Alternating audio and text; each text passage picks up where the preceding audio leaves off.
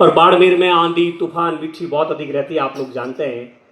तूफानों तूफानों से घोंसले उड़ जाया करते होंगे, कहो उन तूफानों से जरा चट्टान को हिलाकर देखें। हमने लिखा इतिहास तलवारों से, हमने लिखा इतिहास तलवारों से, किसी में दम है तो आए और उसे मिटाकर देखे। गणपत सिंह जी राजपुरोहित, आप सबकी जोरदार तालियों के साथ में आप सबके प्रिय, हम सबके मार्गदर्शक श्रीमान गणपत सिंह जी राजपुरोहित से निवेदन करूंगा कि मंच पर पधारे और हम सबका मार्गदर्शन करें। एक बार जोरदार तालियों के माध्यम से बता दिए कि आप इनको सुनने के लिए तैयार हैं। श्रीमान गणपत सिंह जी राजपुरोहित।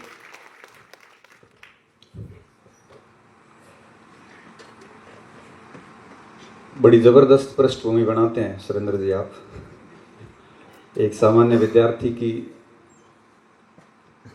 इतनी गहरी पृष्ठभूमि बनाई कि किसी के ऊपर भी दबाव आ जाए कि क्या बोलना है अब, क्योंकि एक्सपेक्टेशंस बढ़ जाती है ना। इसलिए सबसे पहले मैं माँ सरस्वती को वंदन करता हूँ।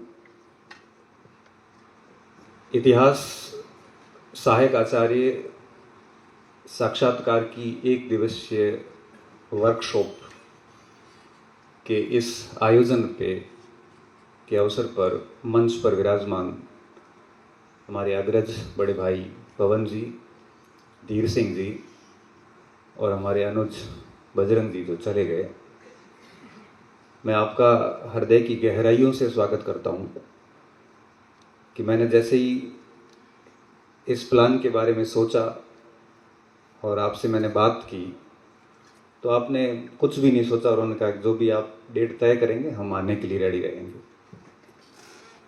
तो आपका पुनः बहुत बहुत धन्यवाद कि आपने अपना अमूल्य समय में से कुछ समय हमें दिया। इस कार्यक्रम के इस ऑडिटोरियम के प्रांगण में मेरे सामने विराजित 22 सहायक आचार्य, जिन्हें मैं शिक्षक कहूँगा ज़्यादा अच्छा लगता है। आप सभी विद्वान हैं, आप सभी शोधार्थी हैं, आप सभी शिक्षक हैं और एक बहुत नेक और बहुत ही पवित्र पैसे में जाने वाले हैं। इससे बड़ी एकेडमिक जगत में ऐसी कोई पोस्ट नहीं है जो इससे बड़ी हो। अपने आप में एक शानदार और एक पराकाष्ठा, जिसके नाम के पीछे सहायक आचार्य, असिस्टेंट प्रोफेसर सुन के ही सुकून मिल जाता है। बस क्यों बनना है प्रोफेसर, नाम सुन के सुकून मिल जाता है, बस इसलिए बनना है। बाकी भूखा तो कोई नहीं मरता के। आज से करीबन 1 महीना पहले यूं ही कॉलेज में टहल रहा था, क्योंकि मैं जब अकेला होता हूं तो मेरे दिमाग में बहुत सारे विचार, फ्यूचर की प्लानिंग आती रहती है कि अब मुझे आगे क्या करना है। बहुत अच्छा प्लानर रहा हूँ शुरू से ही। तो सोचते सोचते दिमाग में आया कि आरपीएससी ने 1972 लोगों को मौका दिया है, तो मेरे पास, चूँकि आपको पता ही है कि प्रोफेसर का बैच भी था, तो बहुत सारे स्टूडेंट की इंक्वायरी थी कि सर पहली बार है, उसको कैसे फेस करना है, क्या करना है। तब मेरे दिमाग में आया कि एक वर्कशॉप करते हैं जिसका मुख्य उद्देश्य ये था कि आपको आगे जब तक इंटरव्यू स्टार्ट नहीं होते हैं तब तक किस तरह से प्रिपेयर करना है, ताकि आप साक्षात्कार के इस चरण को बढ़िया अच्छे से फेस करके आओ। तो वर्कशॉप का उद्देश्य सिर्फ इतना था कि आपको पता चले कि इंटरव्यू में हमें क्या ध्यान रखना है, क्या करना है, क्या नहीं करना है। बस यही बातें बताना है।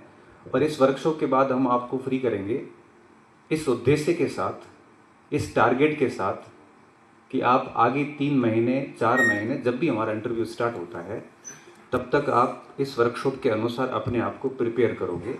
और उसके बाद जब इंटरव्यू के शेड्यूल आ जाएंगे तो आपकी मांग के अनुसार हम मॉक इंटरव्यू भी करेंगे, और जिसमें बहुत अच्छे विद्वान लोग भी रहेंगे, जिसको लेके आपको बिल्कुल चिंता नहीं करनी, वो मैं अपने आप मेरे स्तर पे देखूंगा। तो 1 महीने पहले मेरे दिमाग में आया और मैंने सबसे पहले फ़ोन किया धीर सिंह जी को। धीर सिंह का ठीक है कर लो, बहुत बढ़िया आइडिया है। फिर मैंने पवन जी से बात की, पवन जी ने भी सहमति दे दी। फिर बजरंग जी का थोड़ा रहता है, मैं प्रशासनिक अधिकारी हैं, टाइम ना मिले, तो बजरंग जी ने कहा कोई दिक्कत नहीं है, आप तो मुझे टाइम दे देना, मैं डेफिनेटली आ जाऊँगा। 4 लोगों से बात हो गई, 3 से हो गई, चौथा मैं तैयारी था। और हमारी रूपरेखा मैंने पूरी दिमाग में बना दी। रूपरेखा बनाने के बाद में देखो कोई भी काम 2 बार होता है, एक बार दिमाग में होता है, एक बार धरातल पे होता है। तो दिमाग वाला काम तो पूरा हो गया, अब रहा धरातल पे। और धरातल पे काम करने के लिए आपके पास में टीम की बहुत आवश्यकता होती है। बिना टीम के कोई एक व्यक्ति कुछ नहीं कर सकता। और सही मायनों में आज जो ये कार्यक्रम हो रहा है, इस कार्यक्रम में मेरा सिर्फ इतना योगदान है कि ये कार्यक्रम ब्रेन चाइल्ड जो है, एक सोच थी वो मेरी थी, इम्प्लीमेंट करने का काम मेरी टीम ने किया। इस टीम के अहम हिस्सों में अगर मैं बात करूं तो मैंने मेरे अग्रजी है, बड़े भाई जैसे हैं, सुरेंद्र सिंह जी से बात की। आप राजनीति विज्ञान के स्कूल लेक्चरर है, पॉलिटिकल एकेडमी चलाते, खुद बच्चों को पढ़ाते हैं अपनी क्लास छोड़ के। और आपने कहा कि इस तारीख को कर लेते हैं, उनको मैंने पूरा बता दिया। ये बहुत अच्छे ऑरेटर भी हैं, बहुत अच्छा इनका कमांड भी है। तो मैं सबसे पहले सुरेंद्र जी को धन्यवाद दूंगा कि आपने उस समय भी हमें हाँ कहा और अपने 2 दिन, अभी आप 2 दिन इनकी पीएम श्री स्कूल के अंदर संविधान क्लासरूम बनाया, जिसकी पूरे राज्य स्तर पर सराहना की गई। और पूरे राजस्थान के पीएम श्री स्कूल्स में इनके मॉडल को अपनाने के आदेश शिक्षा विभाग ने किए अभी। तो उसकी ट्रेनिंग में थे और आपने हाँ बोली। मैं चाहूँगा हमारी टीम से कि मोमेंटो अगर है कोई, तो मैं मेरी तरफ से सुरेंद्र जी का सत्कार करना चाहूँगा, क्योंकि आपने 3 अतिथियों का सत्कार किया। एक मुख्य भूमि जो की पॉइंट थे वो रह गए। ये इनका तो नहीं था ऑडिटोरियम वालों का? अच्छा। ऐसा नहीं हो कि आप वहाँ से लेके आओ, बाद में देख लेंगे।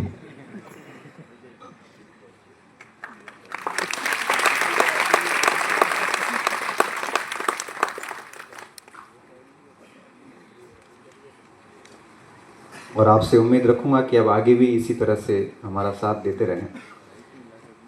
हमारी टीम में आप हिस्ट्री पॉइंट से अगर कोई भी स्टूडेंट जुड़ा हुआ है तो उनको पता होगा कि टेक्निकल चीज़ें आती हैं, कई बार कोई इंक्वायरी होती है, कई बार सिलेबस को लेके डाउट होते हैं। तो आपको रात को भी कई बार 3 बजे भी मैसेज आ जाता है, 2 बजे भी आ जाता है। ये सारा जो कार्य है ये सवाई के द्वारा किया जाता है। सवाई घुमावत, बिग अपलोड फॉर हिम, बड़ी उनसे हाथों से ताली होने की। पूरा काम आपने देखा है, सारा काम, ये पोस्टर बनाने से लेके पूरी इवेंट मैनेजमेंट आपका है। उसके साथ में इनके भाई परवीन हैं और ये पूरी टीम थी जो कल ही आ गई थी यहाँ पे। और पूरी व्यवस्था जैसा कि आप देख रहे हो, नाश्ते पानी से लेके, मंच से लेके, पोस्टर से लेके, ये सारा काम किया। इस पूरी टीम का मैं शुक्रिया अदा करता हूँ। इस टीम के बिना ये कार्यक्रम पॉसिबल नहीं था। और आज जो कुछ भी चीज़ें चल रही है, मैं तो केवल एक आगे फेस किया गया हूँ। मेरी पृष्ठभूमि में बहुत लोग खड़े हैं, वो ये सारी की सारी टीम। फिर पुखराज से बात की जो यहाँ पीजी चलाते हैं, और कई सारे बच्चे मिले और इन्होंने एक बढ़िया अच्छा सा कार्यक्रम किया। तो मैं आप सभी का शुक्रिया, और सबसे बड़ा शुक्रिया आपका कि मुझे एक डर था यार इंटरव्यू जैसी वर्कशॉप है और पता नहीं बच्चे आएंगे कि भी नहीं आएंगे। तो मैंने सोचा बाड़मेर में करवाता हूँ। बाड़मेर में इतनी फैसिलिटीज़ नहीं है अभी, हम फैसिलिटी डेवलप करेंगे लेकिन हमें थोड़ा अभी टाइम लगेगा। तो जयपुर में कर लेते हैं, तो वहाँ पे हमारे से कई सारे स्टूडेंट जुड़ेंगे और नज़दीक राजधानी है तो कोई भी आ जाएगा वहाँ पे, जो नज़दीक है 200 किलोमीटर के रेडियस में।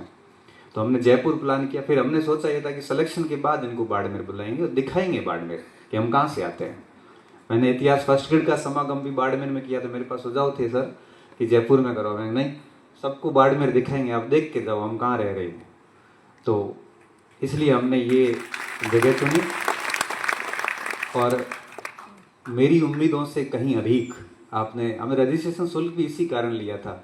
200 रुपये लेने का कोई उद्देश्य नहीं था, सिर्फ इतना था कि ताकि हमें पता चले कि कितने स्टूडेंट हैं। अब इसमें 600-650 की सीटिंग है और 100 बच्चे आ जाएंगे तो न तो अब धीर सिंह का बोलने का मन ही नहीं होगा धीर सिंह जी, क्योंकि हजारों बच्चों को संबोधित करते हैं वहाँ 50-100 बच्चे, तो मज़ा ही नहीं आता बोलने का। सही बात है सर, हमारे सभी के साथ यही स्थिति है। तो आप सभी का बहुत बहुत शुक्रिया कि आपने हम पे भरोसा किया और रजिस्ट्रेशन करवाए। और उसके बाद रजिस्ट्रेशन के बाद में भी उपस्थित होना बहुत बड़ी बात है। तो यहाँ रजिस्ट्रेट तो सारे उपस्थित हुए, कुछ अतिरिक्त बच्चे भी आए जिनका रजिस्ट्रेशन कहा कि सर वो टोली घूम रही है लेकिन पेमेंट हो नहीं रहा है। तो मैंने कहा कोई इश्यू नहीं, हम एडजस्ट कर लेंगे। तो आप सभी का शुक्रिया। अब मैं मेरे मुख्य बिंदु पे आता हूँ। चूँकि बजरंग जी, धीर सिंह जी, पवन जी के बोलने के बाद में थोड़ी चुनौती होती है कि अब क्योंकि विषय एक ही है, साक्षात्कार में अच्छे अंक कैसे लाएं, कैसे अच्छे से फेस करें। तो मोटे मोटे बिंदुओं में बात कर ली। धीर जी ने और पवन जी ने बात की, तब तक स्कोप था मेरे पास कि मेरे पास कई सारे बिंदु मेरे मस्तिष्क में थे, इस तुड़ीन में कई सारे तीर जिंदा थे। फिर आई बजरंग जी। बजरंग जी ने एक एक तीर निकालना शुरू किया। लास्ट तक आते आते मैंने कहा नीचे बैठ जाओ, नहीं तो मेरे तो स्पीच हो गई लीक पूरी। और मेरे लिए एक अच्छा भी है और बुरा भी हुआ। अगर मैं पहले बोलता, बजरंग जी से पहले बोलता, तो मुझे काफ़ी चीज़ें और फेस करनी पड़ती, जैसा कि धीर जी ने कही। ठीक हुआ कि मैं पहले नहीं बोला, मैं बाद में बोलूँगा। ये धीर जी थे और सह गए, बाकी मेरे तो पता नहीं क्या क्या वो मेरे बारे में पता नहीं। मैं तो हालांकि ऐसा कोई शब्द उनको देता भी नहीं, फिर तार्किकता जैसा, तो उन्होंने पकड़ भी लिया। और पकड़ने के बाद में उन्होंने बड़े माहौल को बड़ा फ्रेंडली माहौल कर दिया। मैं बताऊं, धीर जी और बजरंग जी हम सब बहुत अच्छे मित्र हैं, और ये सब नोक झोंक चलती रहती है। ये ऐसी आज की नहीं है, ये जब से जानते हैं तब से ही चल रही है। ये जब इनको मौका आता है तब ये नहीं चूकते, उनको आता है तो वो नहीं चूकते हैं। ये व्यक्ति के जीवन में अच्छे मित्र होना बहुत ज़रूरी है। तो बजरंग जी के पहले बोलने का होता तो थोड़ा नुकसान होता, और बाद में बोलने का नुकसान ये है कि अब शेष कुछ नहीं रहा कि मैं मेरे लायक कुछ बचा। तो मैं इन तीनों की बातों को समराइज करके आप तक वापस पहुंचाऊंगा। देखिए, सबसे पहली बात, इंटरव्यू कब होंगे, कैसे होंगे, ये तो अपन बाद में बात करते हैं।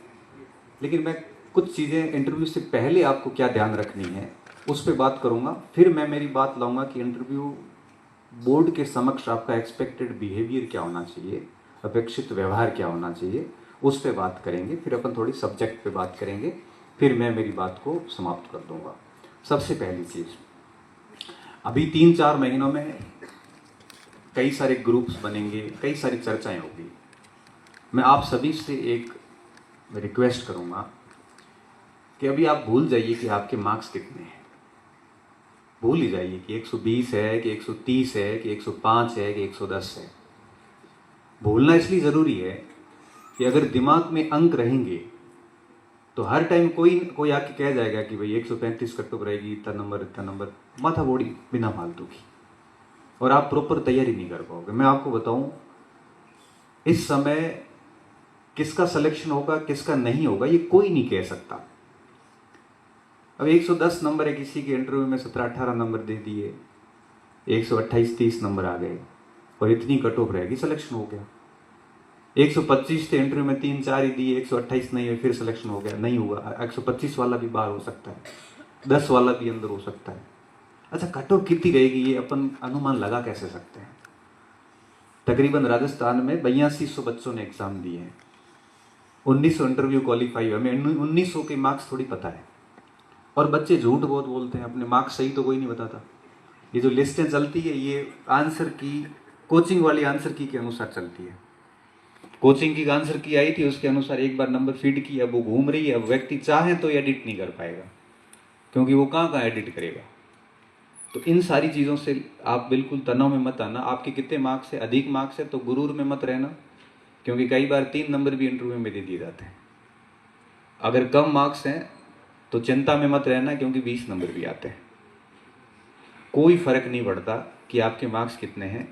तो सबसे पहली चीज़ ये कि मार्क्स भूल जाइए, आप अपना बेस्ट दीजिए, क्योंकि अगर सिलेक्शन हुआ तो मोक्ष की प्राप्ति है, अगर सिलेक्शन नहीं हुआ तो कम से कम आपको ये लगेगा कि आपने प्रोफेसर के हर फेज को बड़े शिद्दत से दिया, और आप चयन से कितने दूर हैं। कम से कम आपका एक बेहतरीन मूल्यांकन आप खुद कर पाओगे कि आप कितने दूर हैं और कितने प्रयासों की आवश्यकता है। इसलिए आप जब ये प्रश्न करते हो ना कि सर मेरे 79 मार्क्स से इंटरव्यू दूं कि नहीं दूं, मेरे तो पूरे नंबर दिए तब भी नहीं होगा, मैं ये कहता हूँ कि आप सिलेक्शन की उम्मीद तो 120 वाला बच्चा भी ना करें, और उम्मीद 110 वाला भी कर लें, फर्क नहीं पड़ता। बस आप इंटरव्यू बढ़िया से दीजिए। तो एक बात तो ये दिमाग में रखनी है कि इंटरव्यू रिटर्न के मार्क्स को लेके आप ज़्यादा मत सोचें, बस इंटरव्यू की बढ़िया से काम करें। दूसरी बात, मार्केट के जितनी भी भ्रांतियां हैं उनसे खुद को बचा के रखें। कई भ्रांतियां चलती मार्केट में, क्योंकि मार्केट में आधे अधूरे सच बाहर आते हैं। कोई कहेगा कि फलाना बोर्ड है वो नंबर देता नहीं है, कोई कहेगा कि उसमें ये होता है, ये सब फालतू की बात है। आप अगर इस तरह से लोगों को सुनोगे तो कई सारे प्रिसेप्शन दिमाग में बन जाएंगे, बोर्ड के प्रति कई धारणाएं आपके दिमाग में बैठ जाएगी, और उन धारणाओं के साथ अगर आप बोर्ड के सामने जाओगे तो कॉन्फिडेंस भी नहीं आता इतना। इसलिए आप सिर्फ इतना रहें, जैसा कि बजरंग जी ने कहा था कि इंटरव्यू बोर्ड के समक्ष या इंटरव्यू कक्ष के अंदर दो अनजान लोगों का संवाद है, इससे ज़्यादा आपको कुछ नहीं दिमाग में लाना। इस मार्केट पे भरोसा मत करना, मैं आपको सच बता रहा हूँ। यहाँ पे लोग डेकोरेटेड आधी चीज़ बताते हैं, आधी छुपाते हैं। जो इनके साथ अंदर गंदा एक्सपीरियंस हुआ वो बात वो बाहर बताएंगे नहीं, जो अच्छी बात हुई है वो बताएंगे। फिर नंबर कम आ गए तो कहेंगे कि मेरा इंटरव्यू अच्छा गया था इसलिए मार्क्स कम आए, और अगर नंबर अच्छे आए तो ठीक बात है, अगर बुरे आ गए तो वही गलती सारी इंटरव्यू बोर्ड के ऊपर डाल दी जाएगी। वो उसने खुद ने कैसे आंसर दिए वो बात वो बाहर आके नहीं बताते हैं। कई बच्चे बाहर आके ऐसे उलूल जुलूल प्रश्न बताते हैं कि हमारे को इंटरव्यू में ये पूछा गया, जबकि सत्यता ये नहीं है।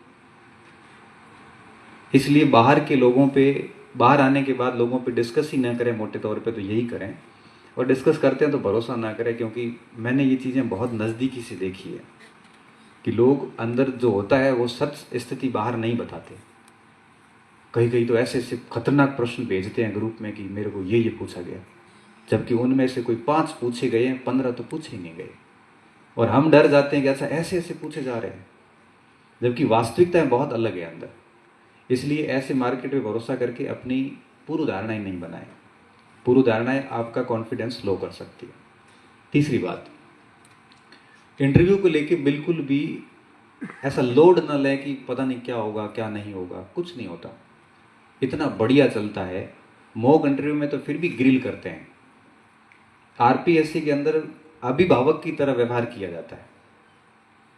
आप अंदर जाते हैं, थोड़ा सा डर होता है उस समय, वो पानी भी आपको ऑफर करते हैं कि पानी पी लो, बड़ा सहज किया जाता है आपको, बड़े सरल प्रश्न पूछे जाते हैं, बस उसके उत्तर थोड़े हार्ड होते हैं, क्योंकि सरल प्रश्न का उत्तर हमेशा कठिन होता है। मैं आपको कह दूं ना, आपके बारे में बताओ ये प्रश्न कितना सरल है, उत्तर देने में जोर आ जाएगा। क्या बताऊं मेरे बारे में, तो बहुत बड़ी बड़ी कहानियां हैं।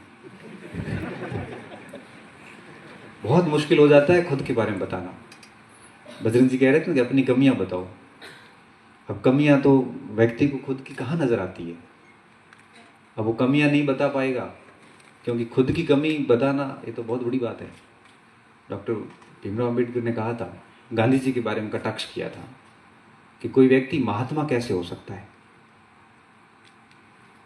एक मानव अगर पूर्ण मनुष्य बन जाए तो भी बहुत बड़ी बात है, महात्मा व्यक्ति हो ही नहीं सकता वो। गलतियां तो सब में ही हैं, कमियां सब में ही हैं, लेकिन वहां पे बताने में बहुत जोर आता है, क्योंकि हम कमियों पे कोई मंथन किया ही नहीं हमने। तो बहुत ही आसान प्रश्न पूछे जाते हैं, उन आसान प्रश्नों के जवाब थोड़े से कठिन से होते हैं, बाकी ज़्यादा दिक्कत नहीं। जैसे एक प्रश्न पिछली बार किसी बैच में पूछा, 2020-21 वाली वैकेंसी में, एक बच्चे को कि कर्नल जेम्स टॉड ने कौन सी किताब लिखी, तो उसके दिमाग में सीधा आया annuls and antiquities of Rajasthan. तो उसने पूछ लिया एनल्स क्या होते हैं। अब ये सरल सवाल ही है, एक प्रोफेसर बनने जा रहा है, एक विद्यार्थी प्रोफेसर बनने जा रहा है, उसको एनल्स का पता होना चाहिए। और सबको पता है कि एनल्स फ्रांस की पत्रिका थी और इतिहास लेखन की एक पद्धति है। उन्होंने कहा सॉरी सर, तो एंटीक्विटीज क्या है, वो एंटीक्विटीज नहीं पता। अब बताओ, किताब का नाम तो रट के गए, लेकिन उन दोनों शब्दों के अर्थ नहीं पता करके गए। इसलिए कहते हैं कि आप ये भली मत रटो कि उस किताब को 1829 में पब्लिश कराया, 2 पार्ट में किया, ये किया वो किया, मत रटो। लेकिन कम से कम कोई महत्वपूर्ण पुस्तक पे अगर आप बात कर रहे हैं, हम कर्नल टोड का योगदान कैसे भुला सकते हैं। तो एंटीक्विटीज क्या, तो सॉरी सर, तो आपने किताब कब पढ़ रहे हो, कब से पढ़ रहे हो, 5-7 साल से इस किताब का नाम आ रहा, लेकिन कभी आपने जानने की कोशिश नहीं की। और मान लो बोर्ड, आप जब प्रोफेसर बन के जाएंगे और किसी बच्चे ने पूछ लिया, तब आप क्या जवाब दोगे। अब एंटीक्विटीज क्या है, एंटीक्विटीज यूनान के अंदर, जैसे हमारे गुप्त काल मौर्य काल जैसे युग थे, वैसे वहां पे एक युग है।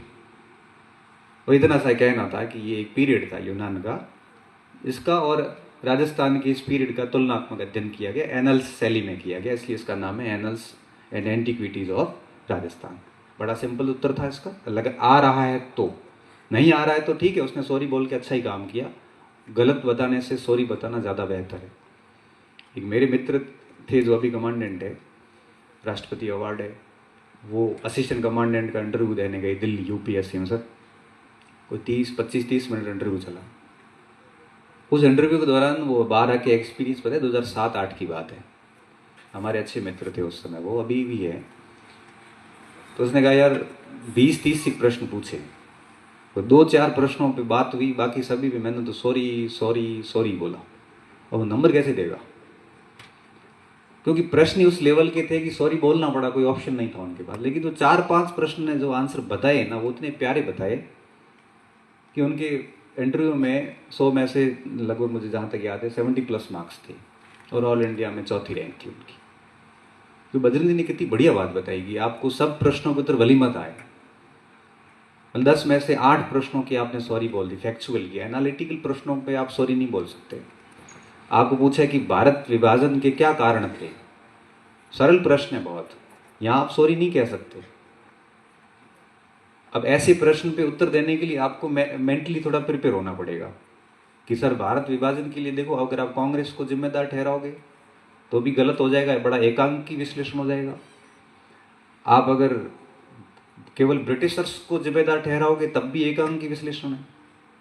आप अगर जिन्ना को ठहराओगे अकेले को तब भी एकांकी विश्लेषण है। तब आपको कहना पड़ता है कि सर भारत विभाजन के पीछे मुख्य रूप से 3 कारण जिम्मेदार है, ऐसा मैं समझ पा रहा हूं।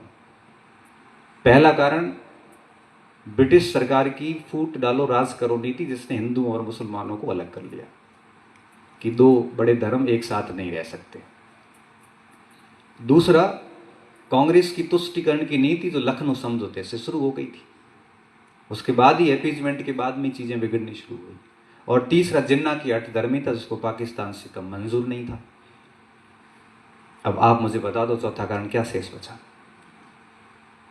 अब जब मैं कह रहा हूं कि 10 में से 1 प्रश्न का उत्तर भी आप इस तरह से दे देते हैं तो उनको लग जाता है कि इसमें विश्लेषण की बड़ी अच्छी क्षमता है। अब बात ये आती है कि ऐसा विश्लेषण विकसित कैसे हो। उसके लिए मैं आपको कुछ सजेशन दूंगा कि जब भी आप बैठे हो, ऐसे प्रश्न खुद की दिमाग से बनाए और खुद ही उत्तर देने की कोशिश करें। बोले मत, भली मत बोलो, अकेले हो, सोचते रहो कि जैसे क्या मुगल काल के पतन में औरंगजेब ही जिम्मेदार था, तब हम कह सकते हैं औरंगजेब कितना जिम्मेदार था। आप खुद सोचिए। हमारे स्पेंगलर और टॉयन भी कहते हैं कि जो सभ्यता उत्थान हुआ उसका पतन भी होगा। पतन तो मुगल काल का अवश्यंभावी था, कई कारण थे, मगर औरंगजेब के कारण थोड़ा पहले पतन हो गया। अब ऐसे प्रश्न आप दिमाग में खुद से बनाइए। ये तो हमने 200-250 प्रश्न दिए ना आपको बुकलेट में, ये एब्सोल्यूट लिस्ट नहीं है, ये एक नमूना है कि इस टाइप से आपको पढ़ते वक्त इस टाइप से ध्यान रखना है। कितने भी प्रश्न बन सकते हैं, आप हर दिन सोचते रहिए। आप अपनी ऑफिस जा रहे हैं, गाड़ी में बैठे हैं, आप स्कूल जा रहे हैं, बस में बैठे हैं, तो बस में जाते जाते सोचते जाइए कि मौर्य काल में क्या क्या बन सकता है। तो आप खुद सोचिए, खुद उसके उत्तर दीजिए। फिर अगर आपका कोई ग्रुप बनता है, कोशिश करिए कि ग्रुप में आप बोल के उत्तर दें, क्यों लिख के उत्तर देना और बोल के उत्तर देने में रात दिन का फर्क है। लिखने के वक्त हमें सोचने का वक्त मिलता है, लिखते वक्त हम आराम से उसको इरेज वापस डिलीट कर सकते हैं। लिखते वक्त हम 15 मिनट टाइम लेके आराम से एक प्रश्न का उत्तर लिखते हैं। बोलना आपको इंस्टेंट होता है, तो लिख के आंसर देने की बजाय आप अपने ग्रुप के साथ में, भले 2 लोगों का ही ग्रुप हो, सार्थक चर्चा करें। हर टॉपिक को एक दिन ले, उस पर आप चर्चा करें, भले 15 मिनट ही करें। अगर इस तरह से आप खुद के मस्तिष्क से विश्लेषण करोगे तो आपको हर प्रश्न का उत्तर धीरे धीरे आना शुरू हो जाएगा। अब जैसे आपने आज बाहर निकलते सोचा, अभी डॉक्टर अम्बेडकर जयंती थी 14 तारीख को, उस दिन आपको यह सोचना चाहिए था कि गांधी और अम्बेडकर दोनों के लक्ष्य सेम थे, दोनों का दलितों का उत्थान। फिर दोनों की बनती क्यों नहीं थी? दोनों की बिल्कुल नहीं बनती थी। अब ये प्रश्न आपसे किया जा सकता है कि जब दोनों का टारगेट एक ही था तो बनती क्यों नहीं थी? दोनों की बिल्कुल आइडियाज नहीं मिलते थे।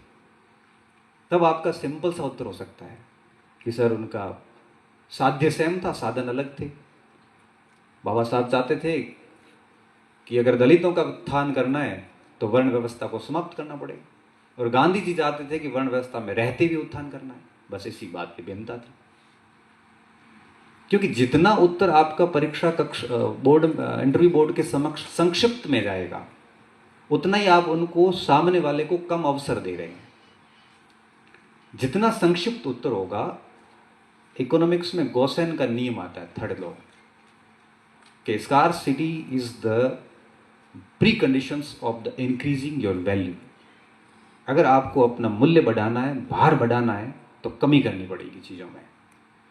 छोटे छोटे प्रश्न के बड़े बड़े उत्तर देने की कोशिश करोगे तो कुछ शब्द ऐसे पकड़ेंगे वो, फिर उन्हीं के आसपास घुमाते रहेंगे, पूरा इंटरव्यू खत्म, इतिहास में कुछ नहीं पूछेंगे, वहीं घूमते रहोगे और मूड ही खराब हो जाएगा, आपका खुद का ही हो जाएगा वहीं पे, और मुंह उतर जाता, वहीं पे उतर जाता है। कोशिश करिए कि जितना संक्षिप्त में आप बात रखो, बस संक्षिप्त में रखी गई बात ही आपकी प्रभावी बात होती है और सामने वाले को वापस प्रति प्रश्न करने का अवसर कम देती है। क्योंकि आगे वाले जो प्रश्न पूछ रहे हैं वो प्रश्न आपके उत्तर से ही निकलता है। आप ऐसे भारी भरकम शब्दों का प्रयोग बिल्कुल न करें जिसके बारे में आपको बहुत अधिक जानकारी नहीं है। अब सिंपल प्रश्न कर लिया कि 1857 की क्रांति का कारण, एक जॉन कई आते अपने, उन्होंने लिखा था कि सती प्रथा जैसी कुरीतियों को प्रतिबंधित करने के कारण भारत की जनता ने विद्रोह किया। 1857 का विद्रोह ब्राह्मणों के नेतृत्व में हुआ, ऐसा जॉन की ने लिखा। अब आपसे सामान्य पूछ लिया कि 1857 की क्रांति क्या सामाजिक सुधारों के कारण हुई थी, तब आप आराम से कह सकते हो कि क्रांति के पीछे सर बहुत सारे कारण थे, आर्थिक भी थे, धार्मिक भी थे, बहुत सारे कारण थे, सैनिक कारण थे। लेकिन जॉन की का जो दृष्टिकोण है वो एक तरफा दृष्टिकोण है, क्योंकि अगर सर सामाजिक कारणों के चलते होती तो सती प्रथा पे प्रतिबंध लगने के तकरीबन 30 वर्ष बाद क्रांति, तकरीबन 30 वर्ष, तो उसी समय हो जाती। ये आपका एक सामान्य फैक्ट है। अगर यहाँ आप थोड़ा सा और स्टैंडर्ड आंसर देना चाहें तो आप ये दे सकते हैं कि विलियम बेंटिक ने सती प्रथा को रोकने से पहले भारत के 49 ऑफिसर्स जो जुडिशियल और मिलिट्री से रिलेटेड थे, उनको एक लेटर लिख के पूछा कि अगर मैं सामाजिक प्रथा, सती जैसी प्रथा को बंद करता हूं तो क्या सैनिक विद्रोह कर देंगे? तो सभी ने एक राय होकर लिखा था कि ऐसा कोई विद्रोह ऐसी सामाजिक प्रथाओं को बंद करने से नहीं होगा। तो स्वाभाविक सी बात है कि किसी एक कारण से इतनी बड़ी क्रांति नहीं हो सकती। मतलब बहुत ही सिंपल चीजें हैं, पर अगर आप मस्तिष्क में ऐसे डिस्कशन करेंगे तो आपको विश्लेषण की क्षमता स्वतः विकसित हो जाती है।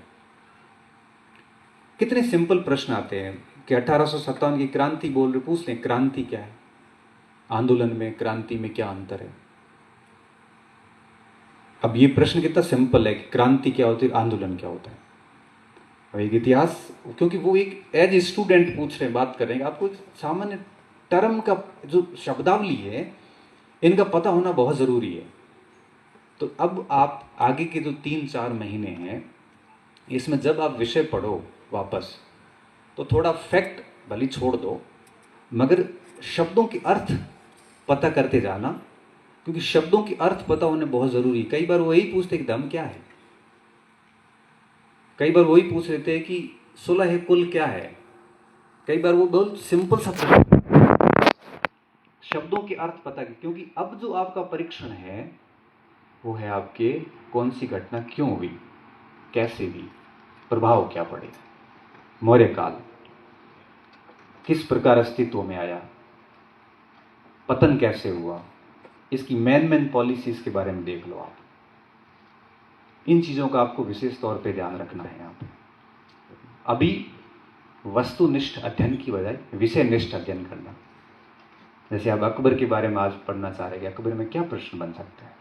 अकबर में यही बनते हैं कि उसको, जैसे बजरंग जी ने कहा कि वो महान थे कि नहीं थे, आपसे पूछ ले, वो पूछ भी सकते हैं। केसरी सिंह के बोर्ड में गए तो डेफिनेटली पूछेंगे।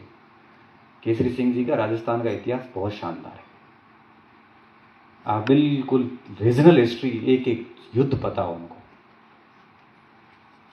और ऐसा कैसा अयूब सर का भी बहुत शानदार है।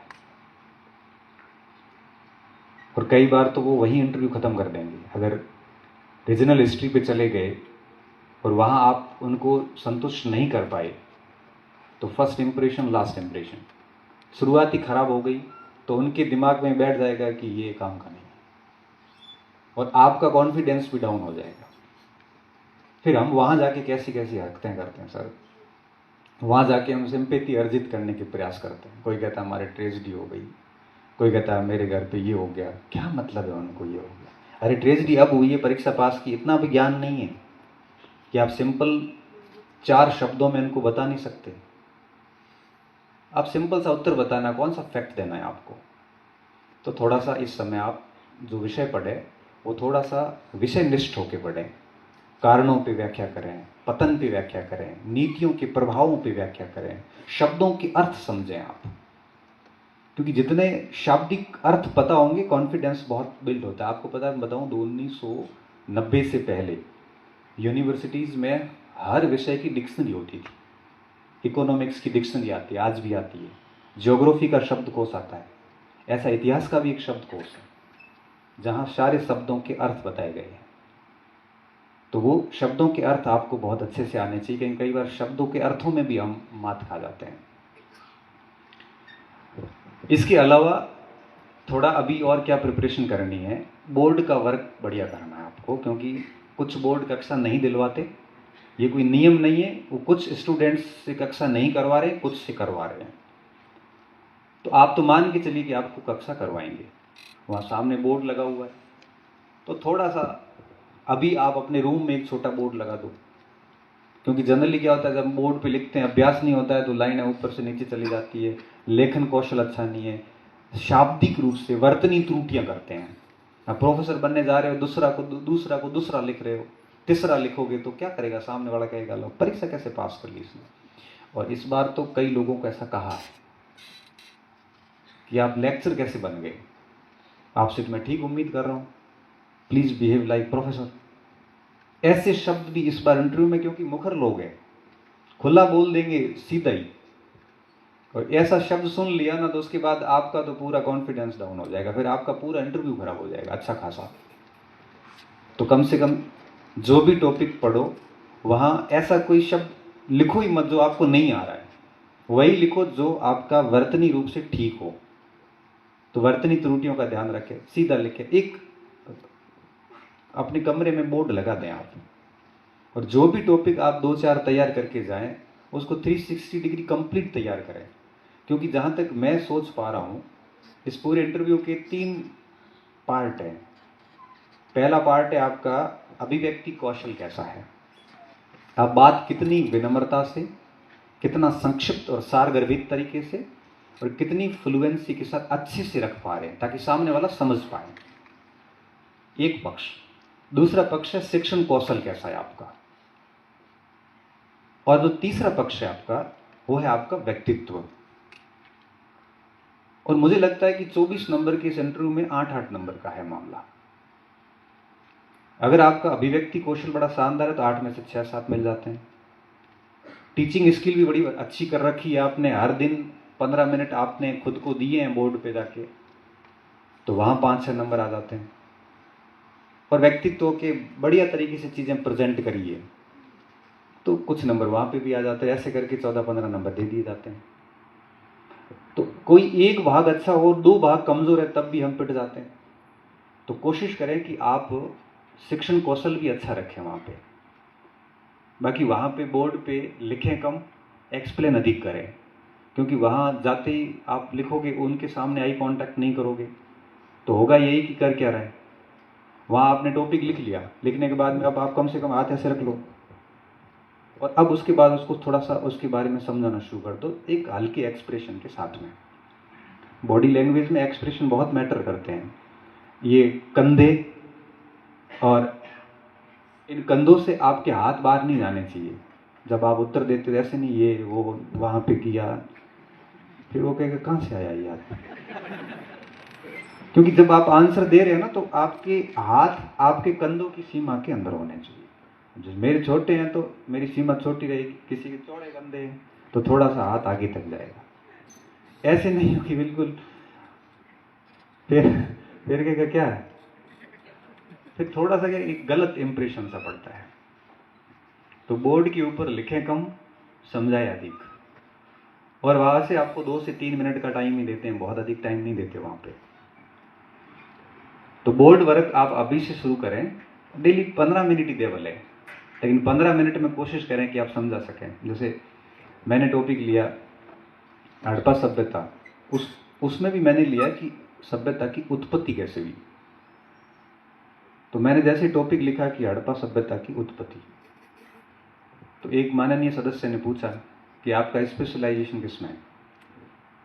मैं तो भूल गया, पता नहीं किसमें स्पेशलाइजेशन है। जैसा कि पवन जी ने कहा कि वो पेपर याद नहीं, 2011 में एमए की हुई। तो मैंने मेरे अंदाजे में ऐसे बोल दिया, मैं आधुनिक भारत। तो आधुनिक भारत इस पे अब है। अब बाद में पता चला, घर जाके देखा तो पता चला मध्यकाल में है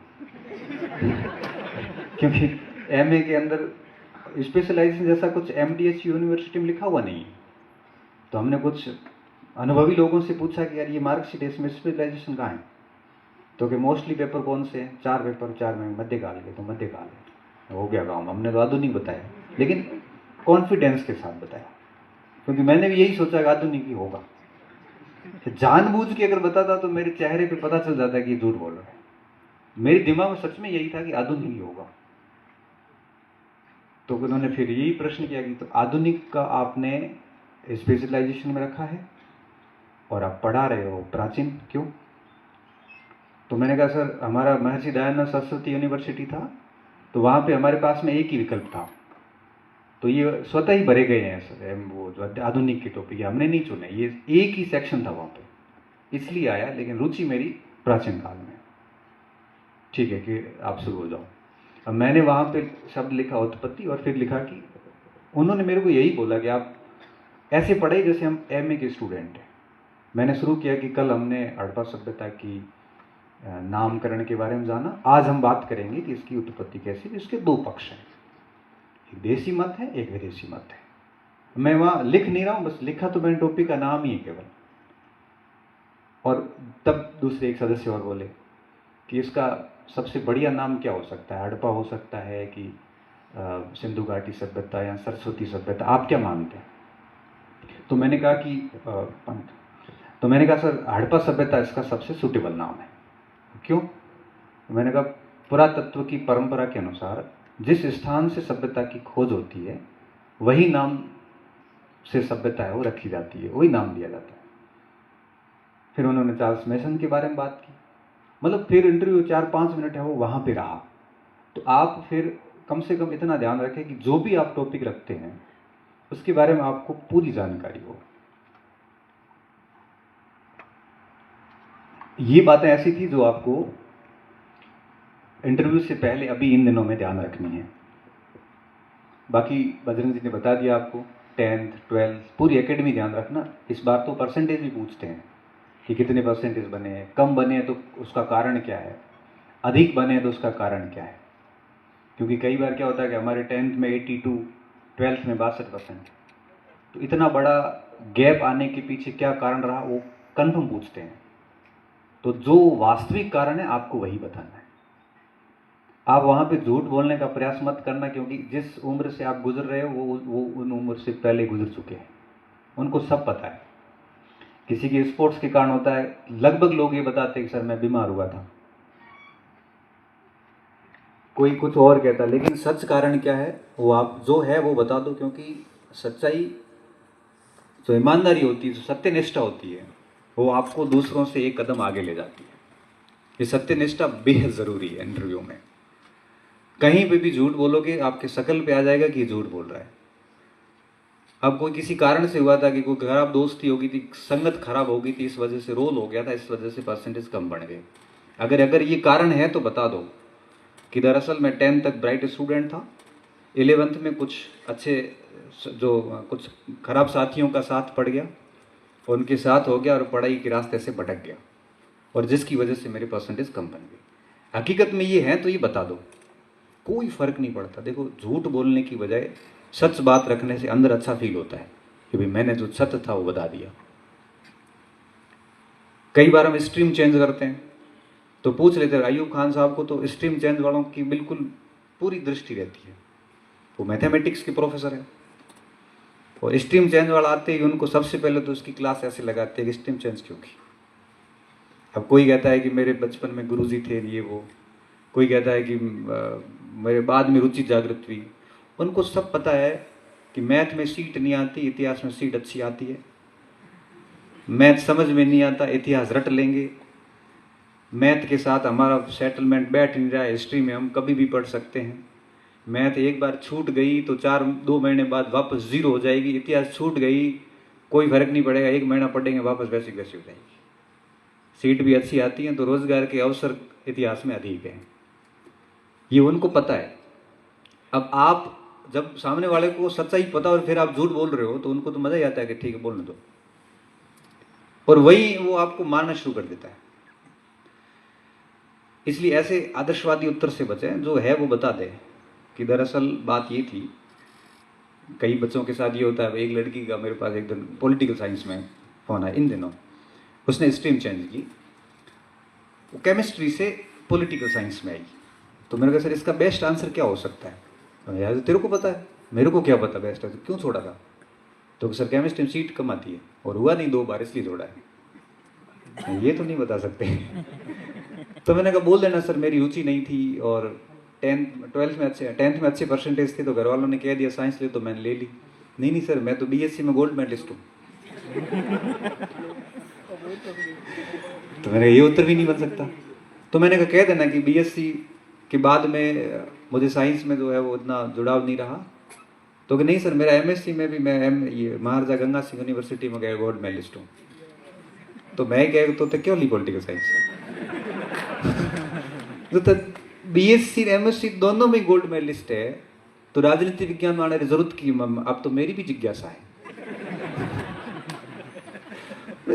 गोल्ड मेडलिस्ट अच्छे 80 85% मेरे 9th में भी नहीं बने, उतने तेरे बीएससी एमएससी बने, फिर आने की जरूरत क्या थी? तो सर बता दें सर 2 बार फेल हुई, फर्स्ट ग्रेड में हुआ नहीं केमिस्ट्री में, इसलिए पॉलिटिकल साइंस लिया। एकमात्र कारण यही है सर, देख लेना, देखना तेरा जैसा हो। और देखो सौभाग्य से नहीं दुर्भाग्य से वही बोर्ड आया, और वहाँ जाते ही सीधे शुरू हो गए कि बीएससी कहाँ से किया, एमएससी। उन्होंने कहा कि बताइए अपने बारे में, एजुकेशन बताइए। वो सबसे पहले जाते ही एजुकेशन पूछते हैं, 10th 12th विद परसेंटेज। अब ये स्कोप तो खत्म हो गया कि रुचि नहीं है, फंस गई, और 5-7 मिनट इंटरव्यू इधर उधर उसी जगह घूमा और कहा ठीक है जाओ। अब उसको रिजल्ट पता है क्या रहना है। तो आपके पास एक सॉलिड कारण होना चाहिए और वास्तविक कारण होना चाहिए। अब मुझे लगता है कि उसको ये बात भी बोल देती ना कि सर मैंने केमिस्ट्री में किया, मैंने 2 अटेम्प्ट केमिस्ट्री में लिए, लेकिन मेरा नहीं हुआ, तो मुझे यूँ लगा कि मुझे सब्जेक्ट चेंज कर देना चाहिए, क्या पता मैं और बेहतर किसी और सब्जेक्ट में कर पाऊँ। क्योंकि जब कुछ नहीं हो रहा है तो यही बोल दो, सच तो कम से कम बोलो, और तो आपके पास में कोई ऑप्शन नहीं। घर में कोई पॉलिटिकल साइंस में तो नहीं, तो प्रेरित भी तू किसी से नहीं हुई। नहीं तो एक अपना उत्तर होता है कि मैंने मेरे चाचा से प्रेरणा ली। ये प्रेरणा तेरा चाचा तो बचपन से ही था ना, आज तो चाचा बना नहीं था। पहले तो प्रेरणा नहीं ली जब केमिस्ट्री ली थी उस समय, फिर बाद में प्रेरणा कैसे लिया? 1000 सवाल है वहां पे। देखो झूठ बोलने वाले को कई झूठ फिर बोलने पड़ते हैं। इससे अच्छा है कि आप सच बता दो कि मैंने स्ट्रीम इसलिए चेंज की। फिर कॉमन प्रश्न आता है कि प्रोफेसर क्यों बनना चाहते हैं? आप स्कूल में अच्छे खासे लेक्चरर हो, आप क्यों प्रोफेसर में जाना चाहते हैं? क्या ऐसा आपका उद्देश्य क्या है? कोई कहता है कि मेरा प्रोफेसर में सपना था। एक बोटनी के इंटरव्यू हुए थे पिछली बार, कह दिया कि मेरा प्रोफेसर बनना सपना है। कब से? तो सर जब से मैंने बीएससी फर्स्ट ईयर ज्वाइन किया, वहाँ प्रोफेसर्स को देखा, तब से मुझे लगा कि मुझे भी ऐसा बनना है। ओके, फिर एमएससी कब की? तो एमएससी सर 2007 में की। अभी क्या चल रहा है? 2017। इस बीच में पीएचडी की? तो नहीं। कितने पेपर पब्लिश करवाए? नहीं करवाया। तो सपना कहाँ से आया जब रिसर्च में तूने काम ही नहीं किया? कोई बोटनी की 2 जर्नल के नाम बता दो, कोई बोटनी के 2 बड़े लोगों साइंटिस्ट के नाम बता दो। अब सब जगह नो, सॉरी नो। तो जब आपका सपना अगर सच में 12वीं के बाद होता है ना, तो वो एमएससी के बाद पीएचडी भी करेगा, वो पत्र पत्रिकाएं भी छपवाएगा, कई जर्नल में उसके आर्टिकल्स भी छपेंगे, शोध संस्थाओं में सेमिनार में भाग भी लेगा। इसलिए कृपया करके ऐसा सपना तो बताना इस मत। फिर कोई दूसरा उत्तर इसका ये लोग कई ये देते हैं कि भाई प्रोफेसर जो है वो पैसा, वैसे वाली बात आ जाती है, वो भी मत करना, क्योंकि पैसा तो बिजनेस में और ज़्यादा है। फिर आप तो इसका मतलब ये हुआ कि प्रोफेसर बनने के बाद आपका कोई बिजनेस सेट हो गया था, प्रोफेसर छोड़ दोगे, क्योंकि पैसा तो वहाँ ज़्यादा है। अब ऐसी स्थिति में हम फंस के उत्तर क्या देना है? उत्तर वास्तविक क्या है? वास्तविक ये है कि जैसे शिक्षा विभाग के लोग हैं, लेक्चर लगा हुआ, तो वो ये कह सकता है कि सर हर व्यक्ति की महत्वाकांक्षा होती है कि वो अपने विभाग में और उच्च पद पे जाए, और चूंकि मैं शिक्षा विभाग में हूँ और प्रोफेसर हमारे से उच्च पद है, तो मेरी इच्छा है और एक उम्मीद है, आकांक्षा है कि मैं भी अपनी है वो पदोन्नति करवाऊँ। क्यों चाहते पदोन्नति? तो पदोन्नति में ग्रेड बदलता है, पे भी बदलता है, और एक उच्च लेवल के बच्चे भी आते हैं वहाँ हमारे पास। तो वहाँ हमारे पास में रिसर्च के भी ऑप्शन रहते हैं, एक बड़ा प्लेटफॉर्म है, वहाँ पे हम पुस्तक लेखन में बहुत सारी चीज़ें और कर सकते हैं, एक बड़ा प्लेटफॉर्म है, इसलिए हम वहाँ जाना चाहते हैं। कुछ नहीं मिल रहा तो यही बता दो, और बढ़िया उत्तर है आपके पास तो वो दे दीजिए। अब मार्केट में क्या चलता है कि रट रटाए उत्तर चलते हैं, और एक ही बोर्ड के सामने 3-4 स्टूडेंट आए और तीनों चारों ने सेम उत्तर दिया और समझ जाते हैं कहाँ से तैयारी करके आए, बोल देते हैं। केसरी सिंह तो पूछते हैं कहाँ से तैयारी की, केसरी सिंह पूछ लेते हैं कहाँ से तैयारी करके आए हो, किस कोचिंग में गए थे। अब आप वहाँ पे काटो तो खून नहीं है, वो बता भी नहीं सकते और बताना भी है। इसलिए मौलिक जितना हो सकता है अपने आप को बहुत आदर्शवादी नहीं, जैसा है वैसा प्रस्तुत कर दो, क्योंकि जितने आप आवरण ओढ़ेंगे, आप मान के चलिए कि आवरण इंटरव्यू बोर्ड के सामने आते ध्वस्त हो जाते हैं। आप वो ही रहते हैं जो वास्तव में आप है। हम आपको कितनी भी ट्रेनिंग दे दें, हम आपके 200 मॉक इंटरव्यू ले लें, आप अंदर जाके वही करोगे जैसे आप हो। ये हकीकत है। मैं जब तैयारी कर रहा 2013 वाला RS का इंटरव्यू देने गया, तो मैंने मेरे दोस्त से बात की, रघुनाथ से, मैंने कैसे करना है। उसने कहा ऐसे घुसना है, ऐसे गेट खोलना है, ऐसे नमस्कार करना है, और फिर ऐसे बैठ के थैंक यू बोलना है, ये कमर है वो कुर्सी की लगा के बैठना है ताकि ऐसे मुर्दा ना दिखें। ऐसे करके मेरे को सारा बताया। जब मैं अंदर गया तो वो सब बातें भूल गया, और मैंने वही किया जैसा मैं सिखाने से पहले भी वही करता। गेट खोला, गुड मॉर्निंग बोली, और चुपचाप जाके कुर्सी पर, उन्होंने कहा बैठो, बैठ गया। मैंने कहा थैंक यू, मुंह सूख गया। तो उन्होंने कहा पानी पियो, मैंने पानी पी लिया, पानी पिया, और मैंने थैंक यू बोला। तो क्या, सहज हो जाओ, आराम से सहज हो जाओ। शिव सिंह राठौड़ का बोर्ड था, RS की बात है। जाते पूछा अच्छा लेक्चर लगे हुए हो? नहीं सॉरी, कहीं शिक्षा में लगी हुई? मैंने कहा सर लेक्चर हूँ इतिहास में। ओ, तो RS क्यों बनना है? जब इतिहास में लेक्चर हो बढ़िया। अब मेरे को पता समाज सेवा तो उत्तर देना ही नहीं है, क्योंकि शिक्षा से बढ़िया समाज सेवा कौन कर सकता है। तो मैंने कहा लेक्चर से RS बनने के पीछे मेरे सर 3-4 जो मैं समझ पा रहा हूँ उद्देश्य है। क्या? मैंने कहा मैं प्रशासनिक अधिकारी बन के जुडिशियल पावर के साथ लोगों के साथ न्याय कर सकता हूँ, समाज सेवा कर सकता हूँ। दूसरा सर समाज में उसकी प्रतिष्ठा भी बहुत है, तो मैं भी वो चाहता हूँ। अच्छा, मैंने कहा सर और पैसे का मैं नाम नहीं लिया। प्रतिष्ठा और समाज सेवा, वो भी जुडिशियल पावर के साथ में, क्योंकि शिक्षक को जुडिशियल पावर तो है नहीं, सीधी सी बात है। तो एक पास में बैठे, उन्होंने कहा तो SD और SD में क्या अंतर है? सॉरी सर, नहीं पता, मैं कैसे कहूँगा SD ये होता है, झूठ क्यों बोलूँ। तो शिव सिंह ने सीधा यही बोला, ठीक है औरंगजेब का पूरा नाम बता दो। आलमगीर औरंगजेब। मैं आगे बोलता हूँ, फिर आप पीछे बोल दोगे, मैं कोशिश करूँगा। और औरंगजेब की तो उपाधि में 13 शब्द है।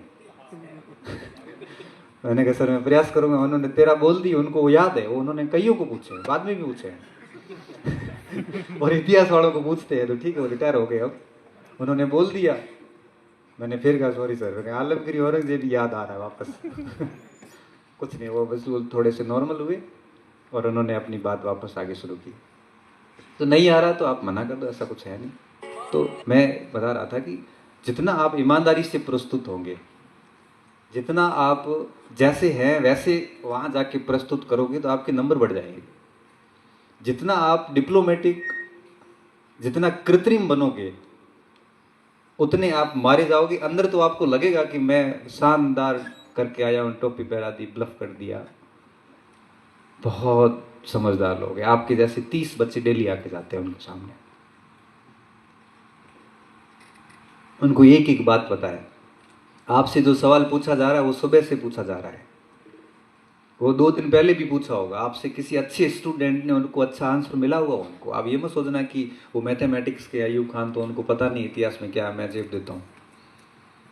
उन्होंने अच्छे स्टूडेंट से बात कर रखी है और उनको पता है उत्तर क्या है इसका। अच्छा, फिर वो स्पेशलिस्ट से कहेंगे कि क्या ये सही कह रहा है, तो विद्वान लोग कह देते हैं कि सही है कि नहीं है। इसलिए बिल्कुल गलत मत बोलना। मेरे साथ देखिए, शिव सिंह ने मुझे पूछा प्लासी युद्ध में सेनापति कौन थे अंग्रेजों की तरफ से, तो हड़बड़ाहट थी, शुरुआत में ही वो प्रश्न आ गया था, तो मैं भूल गया। तो मैंने एकदम से प्लासी के युद्ध का सेनापति याद नहीं आ रहा, मैंने कहा बढ़िया आर्यस तो रैंक से लगे हुए 13वीं रैंक से, अंदर से घमंड और इतिहास पढ़ाते हैं। घमंड तो चूर चूर हो गया 2 मिनट के अंदर ही जाते ही, जब आलम औरंगजेब का पूरा नाम नहीं आया, फिर प्लासी युद्ध का सेनापति और भूल गया। तो मैंने पहले सिराजुद्दीन दौला बोला, तो कि नहीं मैं अंग्रेज सेनापति कह रहा हूँ, हिंट दूँ? मैं बेइज्जती कर रहे हो ये तो पूरी इतिहास की लेक्चरर की पूरी बेइज्जती हो रही। फिर मुझे याद आया, मैंने क्लाइव था, ठीक है। तो याद नहीं आया तो नहीं आया, क्या कर सकते हैं। छोटा बिल्कुल सामान्य प्रश्न भी कई बार आप भूल जाते हो वहाँ पे, तो बिल्कुल विनम्रता के साथ कह दो क्षमा चाहूँगा सर, अभी याद नहीं आ रहा मुझे। कई बार आधा अधूरा हमें पता होता है, पूरा नहीं पता होता, हम बताना भी चाहते हैं, तो उस समय कई बच्चे क्या करते हैं, फिर भी पूरा बताने की कोशिश करते हैं, जबकि करना क्या है, उनको कह दो सर इसके बारे में मुझे बहुत अधूरी जानकारी है, आपकी अनुमति हो तो मैं वो बताना चाहूँगा। तब वो कहते हैं ठीक बता दो। फिर उन्होंने अनुमति लेके आपने बोला, अगर उसमें कोई त्रुटि होती तो वो ठीक कर देते हैं आपको कि ये नहीं, ऐसा नहीं बेटा, ऐसा था। तब आप कह दो शुक्रिया सर, क्योंकि आपको उन्होंने ठीक किया, तो आपकी एटीट्यूड ऑफ ग्रेटिट्यूड होना ज़रूरी है, कृतज्ञता प्रकट करनी चाहिए कि थैंक यू सर, मैं इसमें और सुधार करूँगा। जितना विनम्र, एकदम पॉजिटिव और जैसा है वैसा प्रस्तुत करना, और जितना सारगर्भित और संक्षिप्त उत्तर दोगे उतना ही आपके नंबर बढ़ जाएंगे। एक्स्ट्रा कुछ बोलना ही नहीं है। कुछ बहुत अनुभवी स्टूडेंट होते हैं, वो अपने फील्ड में लेके आ जाते हैं उनको। फील्ड में लाने का मतलब ये है कि गांधी जी भी कोई लेके आ जाता है कि मैं गांधीवादी तरीके से करूँगा, अब वो गांधी 15 मिनट ले लेता है इंटरव्यू पूरा। कुछ ऐसे लोग होते हैं, बाकी अपने को ऐसा कोई हिंट नहीं देना है। जैसे धीर जी ने कहा था ना कि भाई आपने क्लास ली तो कहा कि 2 शिष्य वगैरह, अभी जिन्होंने अगर ऐसा बोल दिया ना केसरी सिंह के सामने, तो वो यूनान की सभ्यता में चले जाएंगे, इनको कौटिल्य पे वापस आने नहीं देंगे और ये स्थिति उत्पन्न हो जाती है। इसलिए वो कोशिश करिए कि बहुत ही सिंपल तरीके से, जितने कम शब्दों में बात रख सकते हो उतना रख लो। अब बोर्ड के बारे में भी थोड़ा थोड़ा ध्यान रखना। जैसे अयूब खान जी गणित के हैं, अगर किसी की पीएचडी की हुई है तो उनका पूरा फोकस उनके ऊपर जाएगा, सीधा पीएचडी पे। टॉपिक लिखो, पीएचडी में आपके जितने टॉपिक थे सारे लिखो, और इसके बारे में 2-2 मिनट बता दो, सारों का ब्रीफ बताओ। फाइंडिंग क्या है आपकी, सोर्स कौन कौन से यूज किए, सोर्स कहाँ से लेके आया, अच्छा यही टॉपिक क्यों लिया, इससे आगे के स्कॉलर्स को क्या फायदा। लास्ट में वो कह देते हैं कि आपने फर्जी तरीके से पीएचडी की है कि ईमानदारी से, ये कह के और फिर रवाना करते हैं।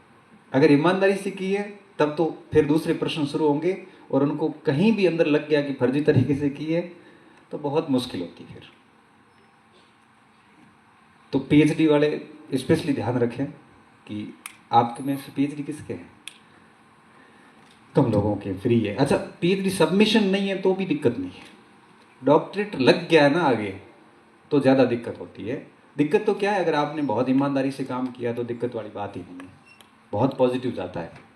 अगर आपने गलत तरीके से काम किया या किसी से करवाया है तो आप डेफिनेटली फंसेंगे, ये तय बात है। बाकी बोर्ड के बारे में कोई पूर्व धारणाएं कभी मत रखना किसी भी प्रकार की। ये बातें कुछ थी जो आपको ध्यान रखनी थी। अब मैं अंतिम पॉइंट पे आऊँगा कि हमें कौन कौन से क्षेत्रों पे अभी काम करना है। हालांकि हमने प्रश्न तो बना के दे दिया आपको, लेकिन मैं आपको कुछ बातें बताऊंगा किन किन एरिया पे अपने को विशेष तौर पे ध्यान रखना है। सबसे पहली बात, आपका सब्जेक्ट बहुत बढ़िया होना चाहिए, क्योंकि आप किसी दूसरे प्रश्न पे मना करते हैं तो फर्क नहीं पड़ता। अब विषय के अंदर कमजोर सिद्ध नहीं होने चाहिए, उनको प्रोफेसर चाहिए सब्जेक्ट के। आप अपने क्षेत्र के बारे में 2 बातें नहीं बता पाए तो कोई फर्क नहीं पड़ेगा, लेकिन सब्जेक्ट के प्रश्नों पे आपको बढ़िया से करना। और आपका एक प्रश्न है कि सर कौन से स्रोत यूज करें, तो मैं आपको बताऊं कि आपने जिस स्रोतों से प्रोफेसर की तैयारी की वही पढ़ लीजिए। अलग से बहुत किताबें लाने की जरूरत नहीं है, क्योंकि बेहद सामान्य प्रश्न होते हैं। बाकी सारा खेल आपके माइंड सेट का है। आप जितना सोचोगे उतना अच्छा अच्छा उत्तर अपने आप दिमाग में आता रहेगा। ये जो बात आती है एक ऑथेंटिक किताब पढ़ना जरूरी है, ये बिल्कुल आदर्शवादी बात है। ठीक है, आपको नाम याद होता है तो बढ़िया है, एक 2 ऑथर्स के। बाकी जिन स्रोतों से आपने प्रोफेसर की तैयारी की है, मैं कह रहा हूँ वही स्रोत एक बार वापस पढ़ लो। बस थोड़ी अप्रोच बदलनी है। पहले हम फैक्ट रट रहे थे कि भाई मौर्य काल में ये 18 मंत्री थे, 18 रट रहे, किसका क्या काम था। अब ये रखना है कि मौर्यकालीन शासन व्यवस्था केंद्रीकृत थी कि विकेंद्रीकृत थी। अब आपको ऐसे पढ़ना है। पहले हम पढ़ रहे थे कि कौटिल्य की अर्थशास्त्र, इसमें इतने अध्याय अभिकरण है, इसमें ये था उसमें वो था, सप्तांग सिद्धांत ये। अभी ये नहीं करना, अभी ये पढ़ना है कि अर्थशास्त्र का सब्जेक्ट राजनीति है तो नाम अर्थशास्त्र क्यों है। अर्थशास्त्र के लेखक कौटिल्य नहीं है, इसके पक्ष में आपके पास में क्या तर्क है। कौटिल्य का नाम नहीं है अर्थशास्त्र में, कैसे माने कि कौटिल्य ने अर्थशास्त्र लिखा। अर्थशास्त्र का इंपोर्टेंस क्या है। मौर्य काल पे कौन से इतिहासकार ने बढ़िया काम किया, रोमिला थापर ने किया, डिक्लाइन ऑफ मौर्यन एम्पायर लिखा है। अर्थशास्त्र पौराणिक भविष्य शैली में तृतीय पुरुष में लिखा गया, इस हिसाब से कहते हैं कि इसका लेखक कौटिल्य नहीं है। और भी कई सारी बातें तर्क में आप ला सकते हो। क्योंकि पुराने जमाने में और आज भी राजनीति अर्थशास्त्र से चलती है, इसलिए राजनीति का विषय होने के बावजूद भी उसका नाम अर्थशास्त्र है। अब आपको इस एंगल से पढ़ना, बस पढ़ना ऐसे है तो मोटा मोटा ऊपर ऊपर से चीजें चेक करनी है। गहराई में तथ्य याद करने की कतई आवश्यकता नहीं है। 30 मिनट का इंटरव्यू हुआ तो तथ्य आएंगे अंदर से 1 या 2, तो उसमें किसी भी प्रकार की समस्या नहीं होगी। किसी से तुलना करने के लिए बोलेंगे कि अकबर महान थे कि महाराणा प्रताप महान थे, तो आप कह दो सर महानता की वैसे तो कोई ऐसी परिभाषा नहीं है। जहां तक मेरा विचार है तो विभिन्न दृष्टिकोणों में दोनों ही महान थे। महाराणा प्रताप एक छोटे से राज्य के शासक होते हुए भी एक बहुत बड़ी किंगडम को चुनौती दी थी, समाज के सभी वर्गों को साथ में लिया था, जनता पूरी उनसे खुश थी, महिलाओं के प्रति उनका सम्मान का व्यवहार था। आपको खाना वाला किस्सा याद होगा। कम स्रोतों में अधिकतम प्रशासन दिया था, इसलिए वो महान थे। अकबर इसलिए महान कहे जा सकते हैं कि पूरे भारत को एकीकृत कर दिया, बहुत बड़ा साम्राज्य, प्रशासनिक व्यवस्था, राजनीतिक व्यवस्था, धार्मिक व्यवस्था, सुलह, कुल, इन अर्थों में अकबर महान थे। फिर पूछे कि दोनों में से एक चुनना मुश्किल काम है, फिर चुनना पड़े तो फिर बोर्ड को देख लेना किसको चुनना है। यहां पे मैं कुछ नहीं कहूं। फिर पूछे कि क्या महाराणा सांगा आपको गद्दार नजर आते हैं, तब आप कहिए कि 1947 से पहले और जितने भी महापुरुष हुए, राष्ट्रीय पुरुष हुए, जिन्होंने देश को राष्ट्र निर्माण में योगदान दिया है, ऐसे व्यक्तियों के ऊपर गद्दार या किसी भी प्रकार का ऐसा नेगेटिव कमेंट्स शोभा नहीं देता। और मुझे लगता है कि ऐसा नहीं कहना चाहिए किसी को भी। ऐसा आपसे पूछे तो, लेकिन गद्दार थे कि नहीं थे उस पर आपको क्या जवाब देना है कि बाबर ऐसा लिखते हैं कि उन्होंने आमंत्रण दिया था। दूसरा कोई इतिहासकार ये बात नहीं कहता। फिर आप लिख सकते हैं, अगर सामान्य चर्चा करें तो हम ये पाते हैं कि जिस व्यक्ति ने इब्राहिम लोदी को 2 बार पराजित कर लिया हो, वो व्यक्ति उसी के खिलाफ किसी तीसरे की सहायता नहीं मांग सकता। इस हिसाब से लगता है कि सर उन्होंने आमंत्रण नहीं दिया। तो इस अर्थों में गद्दार कहना बड़ा बेबुनियादी और एक अपमानजनक स्टेटमेंट है, बड़ा संतुलित, इसमें कुछ गलत भी नहीं। तो इतिहास के अंदर अब संभाजी की चर्चा अभी फिल्म पे रही थी कि उपन्यास पर फिल्म बना, उस पर भी आपको अपना मत रखना है। आपके क्षेत्र के बारे में आपको बढ़िया सी जानकारी रखनी, वहाँ के लोक देवता, वहाँ के कोई पुरातात्विक और ऐतिहासिक स्थल है। तो एक सिक्कर का बच्चा गया इंटरव्यू देने पॉलिटिकल साइंस में, कोई ऐसा युद्ध पूछा जो ढूंढाड़ क्षेत्र में शेखा जी ने लड़ा था। उसको पूछा तो उसके गांव के पास में लड़ा गया था, पता है तो कि नहीं पता, घर जाके पढ़ना गया।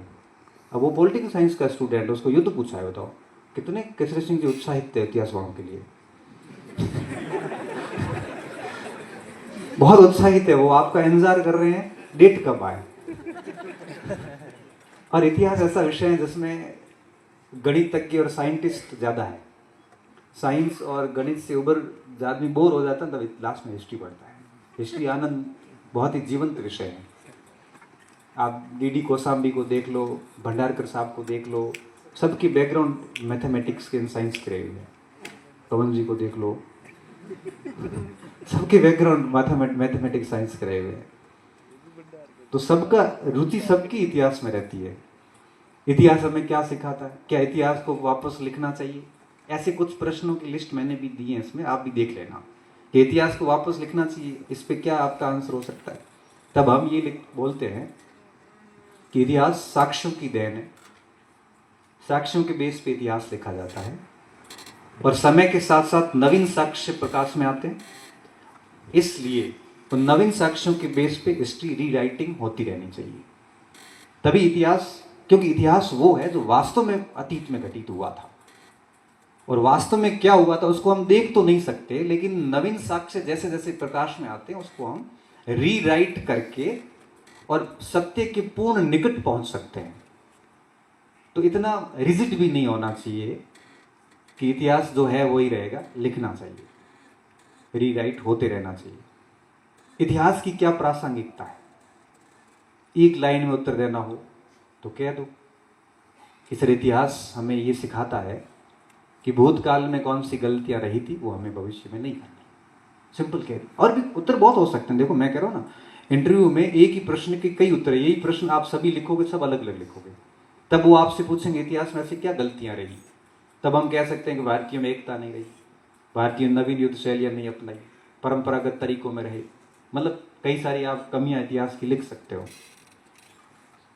पूछा जा सकता है कि ऐसे इतिहास के अंदर आपने इतिहास क्यों लिया, आपकी रुचि इतिहास में क्यों है, आपको इतिहास का कौन सा भाग सबसे अच्छा लगता है और क्यों लगता है। ऐसे प्रश्न आप मस्तिष्क में सोचते जाओ, क्योंकि सब्जेक्ट के अलावा इन प्रश्नों पर भी वो बात करेंगे, क्योंकि जो बोर्ड मेंबर है उनको आपके सब्जेक्ट से बहुत अधिक मतलब नहीं है, वो सिर्फ और सिर्फ ये जानना चाहता है वो। और वहां आपकी जो स्टार्टिंग में जो अभिव्यक्ति होगी, तो नंबर देना सारा बोर्ड मेंबर के उसके आरपीएससी सदस्य हाथ में है। वो जो 2 स्पेशलिस्ट बैठे हैं वो तो केवल प्रश्न उत्तर करेंगे, लास्ट में कहेंगे ए बी सी कौन से ग्रेड का है, तो वो कह देंगे ए, तब वो अपने हिसाब से दे देगा, बी के हिसाब से, सी के हिसाब से। नंबरिंग पूरी उनके पास है, बाकी उनके पास आपकी कोई जानकारी नहीं है। आप जो बोलोगे वही उनको पता रहेगा बस, इसके अलावा उनके पास में कोई आपकी जानकारियां नहीं रहती। मार्केट में खूब सारी भ्रांतियां हैं, इन भ्रांतियों से मैंने आपको सबसे पहले कहा बचना, क्योंकि कई फोन आएंगे कि सर मार से सेटिंग करानी, कराऊं कौन कराऊं। मारवाड़ के कितने बच्चे हाथ पड़ेगा, मारवाड़ के मतलब बाड़मेर जैसलमेर, वो ऊपर बैठे हैं। अच्छा ठीक है। तो कई बच्चे ऐसे आएंगे कि पैसे वगैरह ये वो। देखो भाई, हमारा तो अनुभव ये है कि मैं, धीर जी, बजरंग जी, तीनों के 20-20 नंबर थे, और मेरा पवन जी आपके शायद 20 थे। हाँ, हम चारों के 20 थे वो। और मुझे लगता है कि चारों के 20 थे। और हमारा जो ग्रुप था जितना भी बना, उनमें हम अधिकतर को जानते हैं और पर्सनली जानते हैं। ये एक भी ऐसा आज सब अच्छे वक्ता है, सारे अच्छे थे, तैयारी भी बहुत अच्छी थी, इनमें मुझे नहीं लगता कि कोई भी व्यक्ति इस प्रकार का कर सकता है। तो हमारा अनुभव ये रहा, मैं RS का इंटरव्यू दे के आया, मुझे 76 मार्क्स दिए थे। मैं उससे पहले नवोदय का दे के आया, उसमें से 25 में से 21 नंबर दिए थे। मैं एक बार एयरफोर्स में दे के आया, 92 दिए थे। मैं जब भी इंटरव्यू में गया मुझे बहुत अच्छे मार्क्स मिले, हर बार की तरह। और मुझे यूँ लगता है कि हमें इन चीज़ों की बजाय, क्योंकि इनमें आप एनर्जी डालोगे तो आपका ध्यान पूरा उधर ही रहेगा, आप तैयारियाँ नहीं कर पाओगे। और फिर इंटरव्यू बोर्ड के सामने आप ऐसे ऐसे उत्तर दे के आओगे कि आप 4 नंबर भी डिजर्व नहीं करते। इस बार इंटरव्यू बोर्ड में तो ऐसा हो रहा है कि बोर्ड मेंबर ये कह के बाहर निकालते कि आप पास कैसे हुए। कोई तो बोर्ड मेंबर ये तक कह देता है कि अगली तैयारी करो, जाओ। इतनी बेइज्जती करके कोई बाहर निकलेगा तो आदमी इस सदमे से उबर नहीं पाएगा कई सालों तक। भाई आपको कोई कह दे कि आप अगली तैयारी करके आना, तो आपकी हालत ये होगी, हो सकता है वो पेशेंस चेक कर रहे हो, ऐसी स्थिति में भी आप कहना सुझाव के लिए शुक्रिया सर, मैं और बेहतर करूंगा, मेरी कमियों पे काम करूंगा। मन में आपके क्या आ रहा है ये ख्याल उनको भी पता है, मुझे भी पता है, लेकिन अपना हाथ नीचा नहीं जाना चाहिए। अपने ऐसे सॉरी शुक्रिया सर, मैं सॉरी सर, मैं आप मेरे से संतुष्ट नहीं है, मैं आगे और अच्छा प्रयास करूंगा, धन्यवाद सर। क्या जाता है, हो सकता है इस धन्यवाद से खुश होकर 8 नंबर दे दे। मतलब जितना हो सकता है पोलाइटली रहा जाए। हर स्थिति में आपको उनको जवाब पॉजिटिव बिल्कुल मुस्कुरा के देना, भले वो था ना गाना काटे, आपको सुनना है। क्यों? क्योंकि कोई ऑप्शन नहीं। पिछली बार राजनीति विज्ञान में एक लड़के ने एक मेंबर को गालियां निकाली, पुलिस आई, बाहर निकाला, डिबायर किया, हुआ था सर, अखबार में भी आया था। ऐसा ऐसा अपने को नहीं करना है। उनके कई बार ऐसे स्टेटमेंट के जरिए वो आपका धैर्य चेक करना चाहते हैं कि आप में वाकई में धैर्य कितना है, क्योंकि जितना ग्रिल होता है नंबर अच्छे भी आते हैं, ऐसी बात नहीं नंबर कम आते हैं। अभी माहौल मार्केट में अलग चल रहा है कि वो बोर्ड इनको नंबर नहीं देता है, वो बोर्ड उनको ज़्यादा देता है, ये बोर्ड 5 नंबर देता है, इसने 2 नंबर ही दिए। अभी किसी की भी मार्कशीट नहीं आई है। अभी एक केस हुआ, मैं आपको बताऊं, फिर मैं मेरी बात को ख़त्म करूंगा। लड़की के भाई का मैसेज है मेरे पास कि सर बच्ची के 146 के आसपास कुछ नंबर थे और अयूब खान जी का बोर्ड था, सिलेक्शन नहीं हुआ, EWS में है और वेटिंग में भी नहीं हुआ। तो मैंने सारा चेक करवाया तो पता चला कि उसके रिटर्न के जो नंबर वो बता रही है लड़की, रिटर्न के नंबर भी कट ऑफ से ऊपर है। तो मैंने कहा वो झूठ बोल रही है, उसके नंबर भी उतने नहीं है। क्यों? क्योंकि उसकी कट ऑफ भी 143 ही है। मतलब इतना झूठ फैला हुआ है मार्केट के अंदर। कोई कह रहा मेरे 155 थे, नहीं हुआ, और बहुत ग्रिल करके पूछते हैं ना तो आता है 140 नंबर थे। अभी ऐसी चीजें भी मार्केट में चलती रहेगी। हमें इस चीजों को सुन के अपनी धारणाएं नहीं बनानी है। आप अपना बेस्ट दीजिए, इंटरव्यू के अनुसार तैयारी कीजिए। अभी आपके फर्स्ट ग्रेड का अगर एग्जाम है तो आप फर्स्ट ग्रेड की एग्जाम की बढ़िया तैयारी करके फर्स्ट ग्रेड दे दो जून में, और उसके बाद में आप प्रोफेसर के इंटरव्यू की तैयारी शुरू कर देना। ज़्यादा समय नहीं लगेगा, आधा घंटा पौना घंटा इंटरव्यू पे काम करना, बाकी आप अपना सिलेबस पढ़ते रहो, अलग से कुछ नहीं करना, ज़्यादा लोड लेना नहीं है। बहुत ही ठंडे दिमाग से जाना, जो होगा वो देखा जाएगा, जो लिखा है वो मिलेगा, कोई टाल नहीं सकता। जो बोर्ड आना है वो आके रहेगा, जो प्रश्न है भिड़ने वो भिड़ के रहेंगे। कोई अंदर कोई अपराध तो किया नहीं, जेल थोड़ी जा रहे हैं, इंटरव्यू देने जा रहे हैं, गर्व की बात है। हमारे बाड़मेर से एक IPS बने, बाद में UPSC इंटरव्यू देने गए, उनको जाते पूछा कि आपके लिए सबसे बड़ा दिन कौन सा है, जो जिस आप ऐसे उस दिन की क्या उपलब्धि है और सबसे बड़ा दिन उनका। एक किसान के लिए सर 2 बड़े, मेरे जैसे किसान के लिए 2 दिन बड़े महत्वपूर्ण होते हैं। एक जब खेत में होता हूँ बरसात आती है, और दूसरा एक गांव से निकल के बच्चा UPSC में आता है। तो सर आज मेरे लिए सबसे बड़ा दिन है। सिलेक्शन होना नहीं होना अलग बात है, लेकिन बाड़मेर के उन दौरों से निकल के धौलपुर हाउस पहुंच के इंटरव्यू देना, इससे बड़ा दिन मेरे लिए कुछ होगा नहीं। 241 नंबर आए थे 300 में से, 241 आउट ऑफ 300 IPS है। तो कई बार एक आधा प्रश्न भी ऐसा चला जाए ना, इंटरव्यू बन गया आपका, बस पर लारे बल हैंग सॉरी बोलते जाओ। सही कह रहा हूँ, फर्क नहीं पड़ता, बस कुछ अच्छा जाना चाहिए। और बहुत एकदम उसको लगना चाहिए कितना ईमानदार और सत्यनिष्ठ व्यक्ति है। वहां जाके डेड होशियारी कर दी, एटीट्यूड दिखा दिया, तो ऐसा तरीके से रगड़ेंगे कई सालों तक इंटरव्यू का कॉन्फिडेंस वापस नहीं आएगा। सही कह रहा हूं मैं, क्योंकि वहां जाके एटीट्यूड को कोई स्थान नहीं है भाई। आप जिस सेवा में जाना चाह रहे हैं वहां पे वो सेवा निवृत्त होके आए हैं। मैं शुरू में कहीं पे मैंने एक एटीट्यूड दिखाया एक दूसरे प्रिंसिपल के सामने। प्रिंसिपल ने बोला, इधर बैठो, किस बात का घमंड है प्रोफेसर बनने का? अगर इस बात का घमंड है कि तूने झंडा गाड़ा है, तो मैंने ये झंडा 1983 में गाड़ा था। मैं कहा सर नमस्कार, पर जा। उस दिन से वो मेरे गुरु, मैं उनका शिष्य, और आज भी कोई भी काम होता है तो गुरु जी को फोन करता हूँ। ऐसी शिक्षा दी जीवन के अंदर। कोई कभी कभार कहते हैं कोई भी व्यक्ति ऐसी जीवन शिक्षा दे जाता है, उसके बाद से मैंने तो घमंड एटीट्यूड खत्म कर दिया, धरातल पे आ गया। मुझे एहसास करा दिया कि कुछ नहीं है। ये रियल स्टोरी है। और उसके बाद से सच बताऊं ना तो मैंने तो बिल्कुल डाउन टू अर्थ बात करना शुरू कर दिया। आज भी वैसा ही लहजा है। तो आपको भी मैं यही कहूँगा कि बिल्कुल धरातल पे रहिए, वहाँ किसी भी प्रकार का, क्योंकि देखो जीरो देने का भी अधिकार है उनके पास। अड़ना बिल्कुल मत। मारवाड़ी मार कहावत है, राणो जी के उदयपुर, महाराणा कह दें वहीं उदयपुर। महाराणा कहते हैं कि भरतपुर के पास में उदयपुर, हाँ सब वहीं। अपने को उनके सामने जिद नहीं करनी है। अभी एक इंटरव्यू का लड़का होगा, सर मेरा इंटरव्यू अच्छा गया, एक दो जगह उन्होंने गलत बोला। मैंने कहा सर ये गलत है। मैं हो गया सर वो गलत तथ्य बता रहे थे, तो मैंने ठीक किया। मैंने कहा सर ये गलत है। उन्होंने कहा गलत कैसे है? मैंने कहा ये है। उन्होंने कहा 4 है। मैंने कहा 3 है। वाह,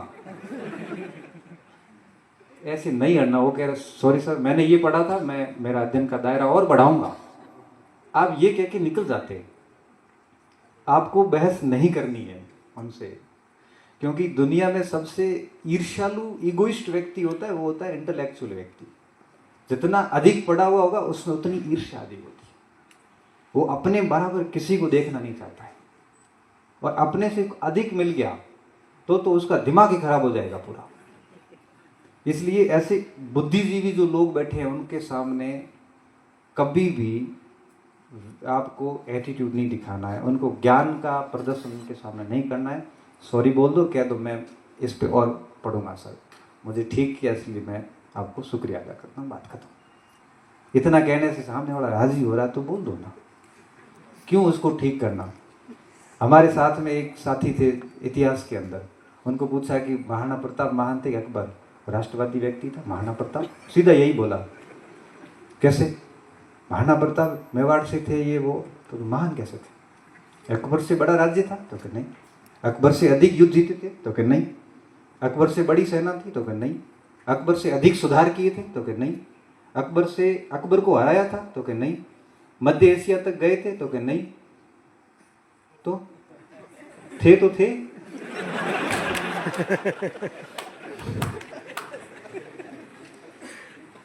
ऐसे थे नहीं चलेगा।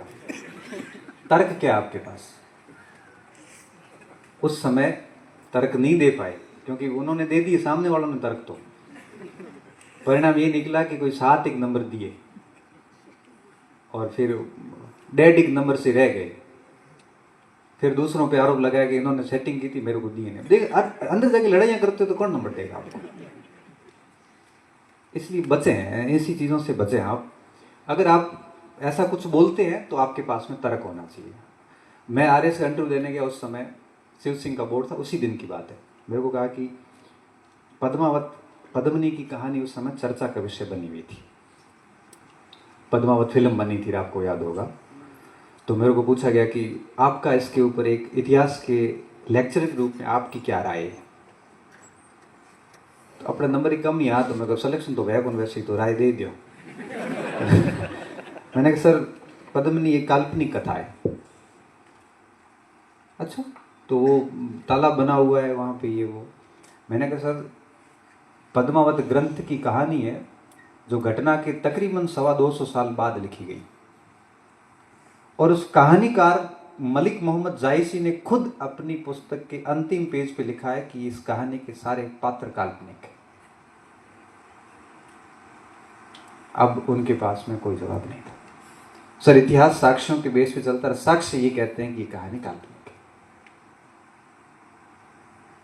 तो उन्होंने कहा जोहर, मैंने कहा हुआ होगा सर, सारी चीजें हुई थी, लेकिन जो कहानी है मैं वो काल्पनिक कह रहा हूं। मैं ये नहीं कह रहा हूं कि पद्मिनी नाम की कोई रानी नहीं थी, सब था, लेकिन आप जिस कहानी की शुरुआत कर रहे हैं ये काल्पनिक है। बस उसके बाद उसके ऊपर ज्यादा बहस ही नहीं हुई। फिर एक इतिहासकार वहां पे एक प्रशासनिक अधिकारी थे, उन्होंने कहा कि 230 साल बाद एक ग्रंथ ने 200 साल पहले की भविष्यवाणी कैसे कर ली, लिखा कैसे? तो मैंने कहा उन्होंने एक चितई चरित्र पुस्तक थी उसका सहयोग लिया, और साथ में सर आम जन के अंदर जो दंत कथाएं होती है वो कई पीढ़ियों तक चली आती हैं, उनका सहारा लेके उन्होंने पात्र बदल के और लिखा था। तो इसकी सत्यनिष्ठा जो है, ऐतिहासिकता के ऊपर प्रश्न खड़ा होता है। और मेरी बात से सहमत थे, नहीं तो और प्रश्न करते। हाँ ठीक है, फिर आगे कैरी ऑन। तो कहने का मतलब अगर आप लीक से हट रहे हैं तब आपके पास में सॉलिड तर्क होने चाहिए जिससे कि सामने वाले उससे सहमत। और मैं आपको बताऊं, लीक से हटने के बाद अगर सॉलिड तर्क देके आप अपनी बात से उनको कन्विंस कर देते हैं तो नंबर बड़े शानदार आते हैं। तो इन चीजों का ध्यान रखने, अपने तर्क विकसित करें। इंटरव्यू पूरा खेल तर्कों का है, और जितनी हर बात के पीछे आपको कुछ न कुछ पता होना चाहिए। अब चिट्ठी आए उससे पहले मैं मेरी बात को ख़त्म करना चाहूँगा यहाँ पे, यानी आग मार का टाइम पूरा हो गया, मैं जाऊँ घना ही हुआ। तो मैं आप सभी को इंटरव्यू के लिए बहुत सारी शुभकामना देता हूँ। 4-5 महीने अभी अपने को आराम से मिल जाएंगे। कई लोग तो 2026 में लास्ट में कराए बिठाए थे, वो भरोसा मत करें। आप यही सोच के चले कभी भी डेट आ जाए। फर्स्ट ग्रेड जो लगे हुए हैं वो तो अभी से तैयारी शुरू करें, जो नहीं लगे हुए वो फर्स्ट ग्रेड को पूरा फोकस करें, और फर्स्ट ग्रेड हो जाए उसके बाद में डेली अपने समय में से आधा पौना घंटा निकालें और इंटरव्यू के लिए प्रिपरेशन करें। बढ़िया से करते जाएं, अच्छा ग्रुप रखें, नेगेटिव व्यक्ति मत रखना अंदर जो हमेशा आके कह दे कि नंबर आओ को नहीं, अपना हुआ को नहीं। ऐसा आदमी मत रखना ग्रुप में, नहीं तो सच में मारे जाओगे। कोशिश करो अच्छे 2-4 लोग हो, और डिस्कशन लिखित की बजाय बोल के किया जाए। अभी यही भाषण में जो बोल रहा हूँ यही लिखना होता तो मैं और बढ़िया लिखता। क्यों? क्योंकि खूब टाइम मिलता, 2 घंटे 3 घंटे। कई बार होता है टेलीग्राम पे कई बच्चे इतना प्यारा उत्तर लिखते हैं, अपने को लगता है यार लोग ऐसा लिख रहे हैं, हमारे तो दिमाग में हुआ मेरा। उन लोगों के इंटरव्यू के बाद मार्क्स देखना, 5-5 7-7 में हुआ है हमारे, इससे ज़्यादा नंबर नहीं आएंगे। क्यों? क्योंकि वो लिखते ही अच्छा है, टाइम लेके लिखते हैं। घंटों देर खप्पे एक उत्तर लिखे, वहाँ पे आपको चंद सेकंड मिलते हैं। आप आंखों का कांटेक्ट है ना, वो भी हटा नहीं सकते, उसमें उत्तर देना है आपको। तो ये लिख के लोगों के उत्तर पे बहुत अधिक यकीन करके खुद को टेंशन में मत लाना।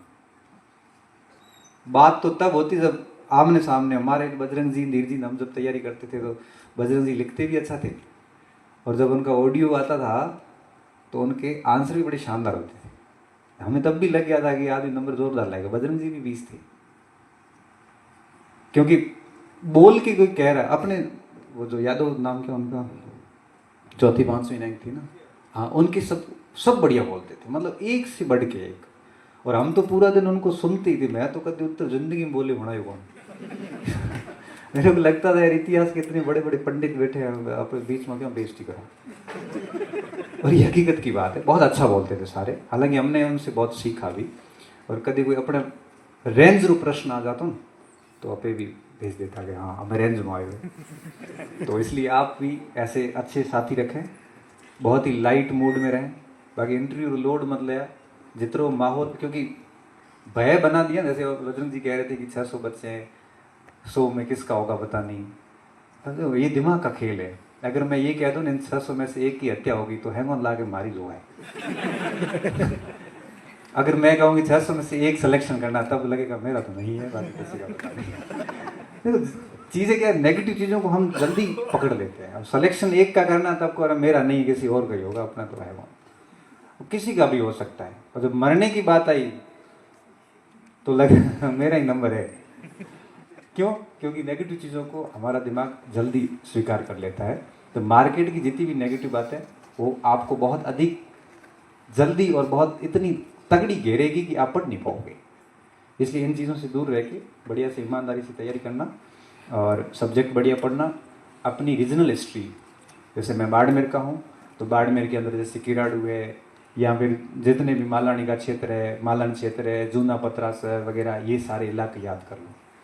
राष्ट्रीय क्षेत्रीय इतिहास में क्या योगदान है ये याद कर लो। कोई बढ़िया इतिहासकार हुआ तो वो याद कर लो। क्षेत्र के नाम की उत्पत्ति देख लो। ये सारा का सारा तैयार कर लो। सब्जेक्ट अच्छा देख लो। डिपार्टमेंट की बढ़िया जानकारियाँ रखना।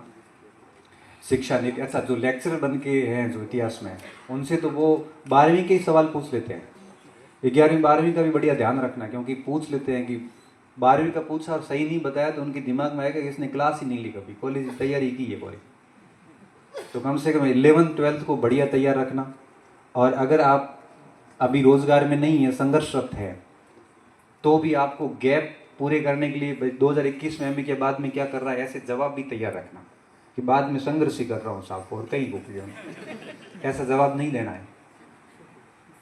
कोई पीएचडी कर रहा कह देना सर मैंने एमए किया उसके बाद पीएचडी शुरू कर दिया। क्या कर रहे थे उसके ऊपर भी उत्तर तैयार रखो। और इसके साथ साथ में कुछ व्यक्तित्व पे भी, जैसे हॉबी है किसी की है ही नहीं, अब हॉबी पूछते हैं सर मैं हॉबी क्या लूँ, तेरी हॉबी मुझे क्या पता। अब किसी ने लिखी योग करना, अब ऐसे कोई अनुलोम विलोम करने का आदत है, इसका ये थोड़ी आपकी हॉबी है आप कहीं भी बैठ के ये करोगे। हॉबी का मतलब क्या होता है, एक लड़की गई इंटरव्यू देने यूपीएससी, पूछा हॉबी क्या, तो खाना बनाना। अच्छा मतलब आपके पास फ्री टाइम में आप खाना बनाते, अदरवाइज नहीं बनाते, क्योंकि हॉबी का मतलब होता है फ्री टाइम में आप क्या करना पसंद करते हैं। तो उसको कहा कि हॉबी क्या, तो खाना बनाना, कुकिंग। तो अच्छा मतलब आप खाली टाइम में होते हैं तभी कुकिंग करते हैं, बाकी टाइम नहीं करते। लड़की भी इंटेलिजेंट थी, यूपीएससी का इंटरव्यू देने गई थी, तब उसने क्या कहा, सर बाकी नॉर्मल टाइम में तो करती हूँ, लेकिन खाली टाइम में मैं नई नई रेसिपी आजमाती हूँ। बंजाड़ करेगा घर में यूट्यूब जो खाली टाइम में मैं ये काम करती हूँ, बच गई। तो हॉबी हो तो ही रखो। कोई लिखता है कविताएं पढ़ना, शेरों शायरियाँ पढ़ना कोई कविता पढ़ना नहीं है, कविता में रस होते हैं। तो सच में जो करना पसंद है वो आप कहो, और सच में अब आपको पसंद है रील देखना। ये आप मत कहना, क्योंकि ये प्रोडक्टिव नहीं है। तो पवन जी को भी लेट हो रहा है, देव जी को भी हो रहा है, और हम भी अब निकलेंगे। तो आप सभी का बहुत बहुत शुक्रिया, पूरी टीम का शुक्रिया, और आप सभी साथियों का शुक्रिया कि आप भरोसा करके आए। और उम्मीद करता हूँ कि आज का सत्र आपके लिए बहुत सीखने वाला रहा, बहुत फ्रूटफुल रहा, और मुझे भरोसा है कि हम आपको संतुष्ट कर पाएँ और कर पाए होंगे। और हमें ऐसी उम्मीद है कि आप भी अपने बोर्ड मेंबर को संतुष्ट कर पाएंगे आगे। बहुत कुछ नहीं सोचना है, बस जाके इंटरव्यू बोर्ड में जाके बढ़िया इंटरव्यू दे के आना है। जो होगा तय है, क्या होना है क्या नहीं होना है ये आपके हाथ में है नहीं। सही बात तो ये है, हम तो निमित्त मात्र हैं, सिर्फ तैयारी कर सकते हैं, वो आप करिए। और मॉक इंटरव्यू की जो बात है, आगे जैसे ही फर्स्ट ग्रेड की परीक्षा हो जाएगी, हमें लगेगा कि टाइम टेबल आने वाला है, तब मैं मेरे सारे विद्वान साथियों से बात करके टाइम टेबल बना दूंगा। रजिस्ट्रेशन लिए जा चुके हैं, उसमें मॉक इंटरव्यू का ऑप्शन था, जिन्होंने यस बोला है उनसे हम बात कर लेंगे, और उसके बाद में कोशिश करेंगे कि जयपुर में अपन परीक्षा से पहले एक मॉक इंटरव्यू ले लेंगे, 1 या 2 कोशिश रहेगी हमारी। आपका इसी तरह से सपोर्ट बना रहेगा, समर्थन बना रहेगा, तो निश्चित तौर पे हम आपकी इस सफलता की जर्नी के सहभागी बनेंगे। और उम्मीद करता हूँ कि आपका यहाँ आना सार्थक हुआ है, और हमारी तरफ से कोई भी कोई कमी रही है तो हम माफ़ी नहीं मांगेंगे, क्योंकि हमने पूरा प्रयास किया है। ठीक है। हमारे प्रयासों में देखो, प्रयासों में कमी नहीं होनी चाहिए। हमने बाड़मेर से यहाँ टीम भेज के पूरा इतना मैनेज किया, बहुत बड़ी बात है। कहाँ से कौन माथा बड़ी करता है, इतनी होती नहीं है। और तो इन्हीं बातों के साथ मैं मेरी वाणी को विराम देता हूँ, मेरा स्थान ग्रहण करता हूँ। बहुत बहुत धन्यवाद। 2 मिनट रुकना, सर सुरेंद्र जी को सुन के अपन सत्र को खत्म करेंगे। धन्यवाद।